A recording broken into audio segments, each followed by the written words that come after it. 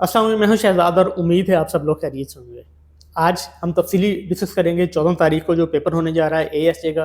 बहुत सारे लोग इस पे बहुत बेसब्री से इंतज़ार कर रहे थे, तो आज हम इसकी तैयारी आप कैसे कर सकते हैं, इसकी प्रमोशन, इसके पेपर और इसकी मॉक टेस्ट के हवाले से हम तफसीली बातचीत करें। असिस्टेंट सुप्रीडेंट जेल और डेप्टी सुप्रीडेंट जेल, जिसका जो पहले दो पेपर्स हैं, जिसमें एक पेपर लॉ का होना है और एक पेपर होना है जनरल नॉलेज का, उसके ऊपर शहजाद साहब मेरे साथ मौजूद हैं। और ये बहुत, जिसे हम कहते हैं कि इफ़ेक्टिव जॉब है कैरियर लीडिंग के हवाले से। उसके रीज़न भी हम बयान करेंगे, इसकी एक्सपेक्टेड तनख्वाह कितनी है, और आखिरी एक हफ़्ता जो है वो आपके लिए किस तरह से ज़रूरी है और आप उसके अंदर तैयारी कर सकते हैं। सर बहुत शुक्रिया। Sir thank you. वैसे अचानक ही डेट अनाउंस हो गई है। डेट अचानक ही अनाउंस होती है। अच्छा सही सही। अच्छा जी। अच्छा सर, उन लोगों को भी मैसेज आए हैं जिन्होंने सेकंड टाइम फी पे नहीं की जी, थी, मैं वही देख रहा था कि तो उनके लिए क्या सजेशन है? उन्हें पेपर देना चाहिए, उन्हें दोबारा कमीशन एक मौका देगा।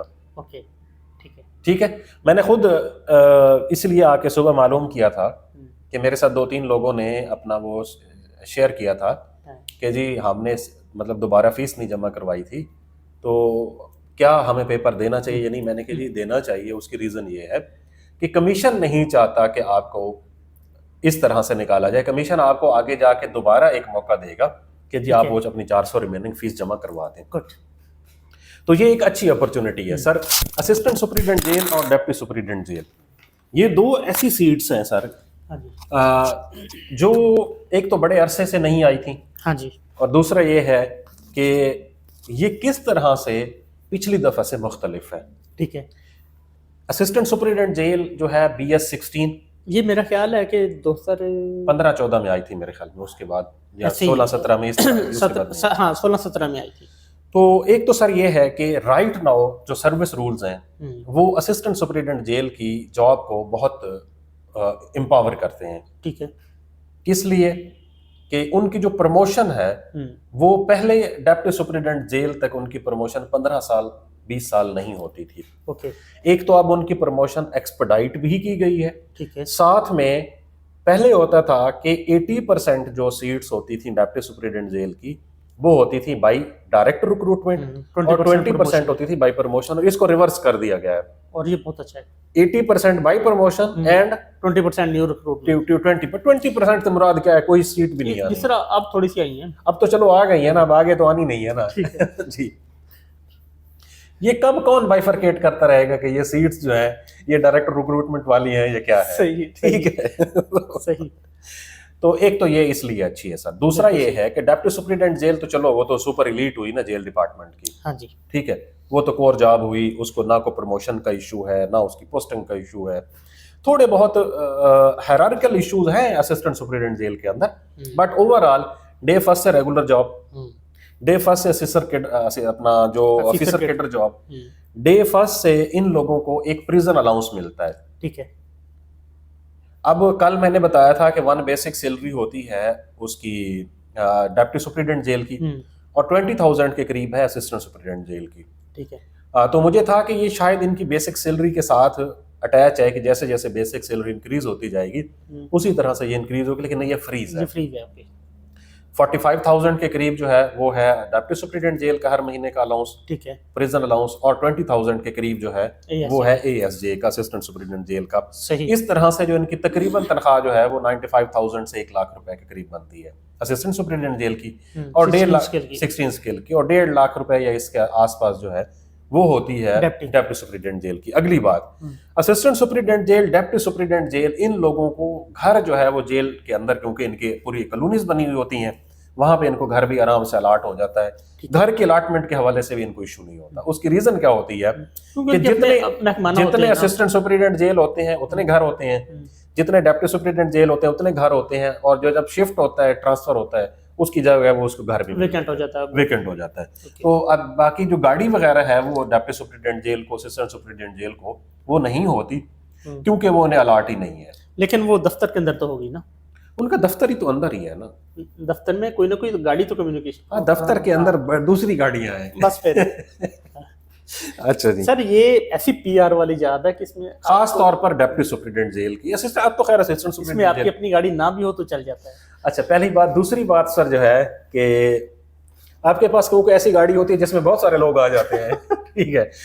तो अब अगली सर जॉब ये है कि हमने प्रमोशन डिस्कस कर ली, सैलरी डिस्कस कर ली, इसका पेपर है जो है होने जा रहा है। अब आ जाते हैं इसके पेपर के ऊपर। अब इसके दो पेपर होने हैं, जनरल नॉलेज का और लॉ का। उसके ऊपर हमारा मॉक टेस्ट है।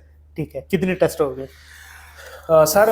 अच्छा, पहले तो ये है कि हम ये बता देना कि जो assistant superintendent jail, deputy superintendent jail का जो लॉ का पेपर होना है ना, मेरे ख्याल में हमें सिर्फ लॉ के पेपर करवा लेने चाहिए। ये जनरल नॉलेज के बने हुए तो हैं, बने हुए हैं सर वो भी साथ। अच्छा जी, लॉ के मेरे ख्याल में हमारे पास 13-14 पेपर टोटल बने हुए हैं। ठीक है, उसमें 3 चीजें हैं। प्लीज आप लोगों ने इस चीज को देखना है। अगर आप घर बैठ के भी करना चाहते हैं तो कर सकते हैं। पहली, इसमें प्रिजन एक्ट 1894 का, फिर उसके बाद जुवेनाइल जस्टिस सिस्टम एक्ट 2018 और इसी के साथ नेल्सन मंडेला इंटरनेशनल जो रूल्स हैं फॉर प्रिजनर्स 2015, सिर्फ यही है। ये काफी लंबा डॉक्यूमेंट है, बाकी दोनों इतने बड़े नहीं है। ये टोटल अगर मिला लें ना हम सारे और इन सब की हेडिंग्स बना लें तो मेरे ख्याल 206 या 207 हेडिंग्स बनती हैं। कोई 300-350 पेज बनती हैं टोटल। तो ये आराम से पढ़े जा सकते हैं। इसके ऊपर जो assistant superintendent jail, deputy superintendent jail की जो किताब है वो मैंने कल अपने चैनल पर उसकी तस्वीर भी लगाई थी, वो आप ले सकते हैं, वहां से भी आपकी तैयारी हो सकती है। ठीक है, अब आ जाते हैं जी, इन दोनों पेपर्स का आपके मेरिट के अंदर क्या इम्पैक्ट आएगा। ठीक है सर, 200 नंबर एमसीक्यूज। इन 200 एमसीक्यूज पेपर्स में से जहां तक मुझे लगता है कि जो deputy superintendent jail, assistant superintendent jail के लॉ का जो पेपर रखा गया ना, वो क्योंकि बहुत थोड़ा है, उसको मद्देनजर रखते हुए तो एक बंदा अगर वो 3 एक्ट्स को पढ़ लेता है जो कि बहुत छोटे छोटे हैं, बड़े नहीं है, तो मेरे ख्याल में वो 85, 80, 75 नंबर आराम से ले सकते हैं। यहाँ से एक ज़िमनी क्वेश्चन है कि बहुत सारे लोग ये पूछ रहे हैं कि क्या हमें प्रिजन रूल्स भी तैयार करने बिल्कुल भी नहीं करने की जरूरत, क्योंकि वहां पर सिर्फ प्रिजन एक्ट का जिक्र है सिलेबस में। सर प्रिजन एक्ट है, बस प्रिजन एक्ट ही आएगा। ओके, ठीक है। प्रिजन रूल तो फिर इससे भी बड़े हो गए। हाँ, वो काफी लंबा, ठीक है। तो आप लोगों ने सिर्फ प्रिजन एक्ट करना है जो 1894 का है, आपने रूल्स वगैरह नहीं करने। ठीक है, तो आराम से इस पेपर में 80-85 नंबर आ सकते हैं और ये बहुत अच्छा जंप है। मुझे लगता है अगर कोई बंदा पढ़ ले तो उसके इतने नंबर ऐसे ही है। 300 पेजेस में से आप कर सकते हैं इतना। आपने जब 100 नंबर लेना होता है। इसी तरह जो जनरल नॉलेज का पेपर होगा वो भी उसी तरह कम्युलेटिवली जो आता है पब्लिक सर्विस कमीशन का, वो अब आखिरी हफ्ते में आपने जहां पर एक्ट तैयार करना है सारे के सारे, उसके साथ आप कोई 2025 के जो इंपॉर्टेंट इवेंट्स हुए हैं करंट अफेयर्स के, आप अगर उनको देख लेते हैं तो आपका ये मसला हल हो जाएगा। बट अगर मेरिट में आना है आप लोगों ने तो ये 2 पेपर आप लोगों के क्रूशल है, क्योंकि इन दोनों में से आप ज्यादा नंबर ले सकते हैं। ऐसे ही है, बिल्कुल ऐसे ही है। ठीक है, दो एटलीस्ट अभी तक अगर आप लोगों ने कुछ भी नहीं पढ़ा हुआ, सिर्फ 2020 से 2025 तक के पास पेपर्स पढ़ ले, आप 50 नंबर तो ले ही जाएंगे ना। ठीक है, 50-55, और आप उसके साथ प्रिजन लॉ, प्रिजन एक्ट करें तो उसमें से भी आप 50-60 ले जाएंगे। अगली फेज के लिए आप शॉर्टलिस्ट हो जाएंगे। ठीक है, ठीक है, यहाँ अगर आपने ऐसे करना है। बट इन दोनों पेपर्स के अंदर ज्यादा नंबर लेना बहुत जरूरी है। सही, और आप ले भी सकते हैं आराम से, और यही आपको आइंदा मेरिट बनने में आसानी होगी। मेरिट बनने में आसानी होगी। और दूसरा सर पता ही क्या है, ये जो असिस्टेंट सुपरिटेंडेंट जेल या डिप्टी सुपरिटेंडेंट जेल की जो जॉब्स है ना, ये सिक्योर्ड है, डे फर्स्ट से रेगुलर जॉब्स है, पहली बात। दूसरी बात कि आपने जेल डिपार्टमेंट की, जेल के अंदर अंदर तो आपके काम है ही है, जो बाहर वाली जो खज्जल ख्वारी है वो नहीं है, पहली बात। दूसरी बात कि ये एक ऑर्गेनाइज्ड इंस्टीट्यूट होता है प्रिजन, क्योंकि एक ऐसी टेरिटरी होती है जिसको बहुत सिक्योर्ड रखा जाता है, तो वो एक ऑर्गेनाइज्ड काम होता है सारे का सारा, डिसऑर्गेनाइज नहीं होता। तो इसलिए ऑफिसर केडर पर वहां पर जाने में कोई ज्यादा दुश्वारी नहीं है। फिर आपने जो लास्ट टाइम ये बताया था कि इनकी आईजी तक जो प्रमोशन है डिपार्टमेंटल है। हाँ, बाहर से कोई भी नहीं आता, कोई नहीं आना। देखिए सर, वो यंग एज में लड़का या फीमेल भर्ती होंगी, उनके लिए अच्छा चांस है कि वो डीआईजी लेवल तक आराम से, डीआईजी तक तो आराम से चले जाएंगे ना। ये तो आंखें बंद करें और डीआईजी बन जाएंगे। थोड़ा सी आंखें खुली रखनी पड़ेगी।